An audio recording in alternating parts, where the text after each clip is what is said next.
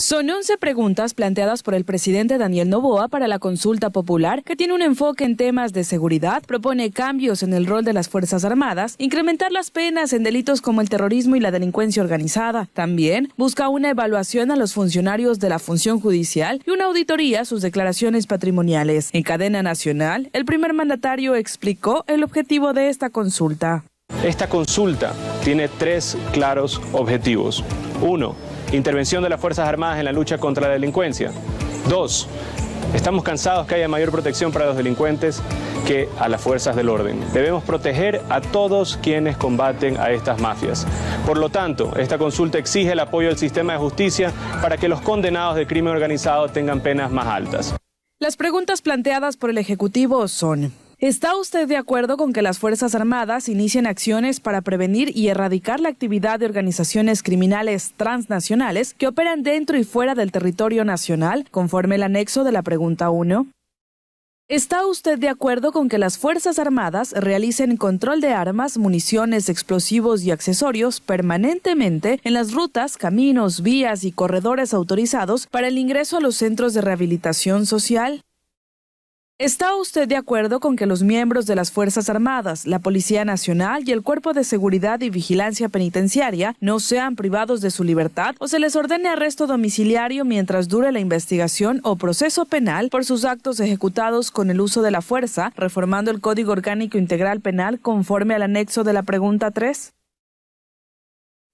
¿Está usted de acuerdo con que se incrementen las penas de los delitos de terrorismo y su financiación, producción y tráfico ilícito de sustancias catalogadas sujetas a fiscalización, delincuencia organizada, asesinato, sicariato, trata de personas, secuestro extorsivo, tráfico de armas, lavado de activos y actividad ilícita de recursos mineros, reformando el Código Orgánico Integral Penal conforme el anexo de la pregunta 4?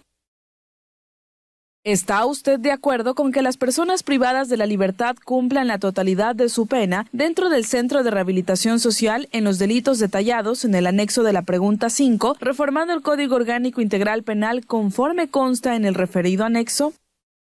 ¿Está usted de acuerdo con que se tipifique el delito de tenencia o porte de armas, municiones o componentes que son de uso privativo de las Fuerzas Armadas o la Policía Nacional, sin afectar a las armas de fuego permitidas para uso civil, reformando el Código Orgánico Integral Penal conforme el anexo de la pregunta 6? ¿Está usted de acuerdo con que las armas, sus partes o piezas, explosivos, municiones o accesorios que fueron instrumentos u objeto material de un delito puedan destinarse al uso inmediato de la Policía Nacional o Fuerzas Armadas, reformando el Código Orgánico Integral Penal conforme el anexo de la pregunta 7?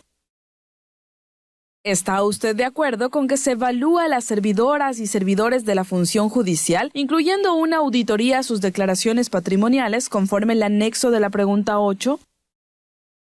¿Está usted de acuerdo con que el Estado proceda a ser titular, propietario, de los bienes de origen ilícito o injustificado, simplificando el procedimiento de la Ley Orgánica de Extinción de Dominio conforme el anexo de la pregunta 9? ¿Está usted de acuerdo en que se reformen los procedimientos de inadmisión, deportación y expulsión de extranjeros para controlar la migración y fortalecer la seguridad del Estado, conforme el anexo de la pregunta 10?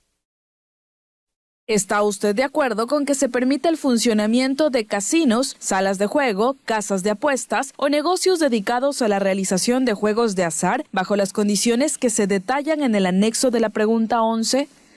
Noboa envió a la Corte Nacional la noche del 2 de enero las preguntas para la consulta popular que prometió ejecutar en sus primeros 100 días de gobierno. El organismo tiene 20 días para abocar conocimiento.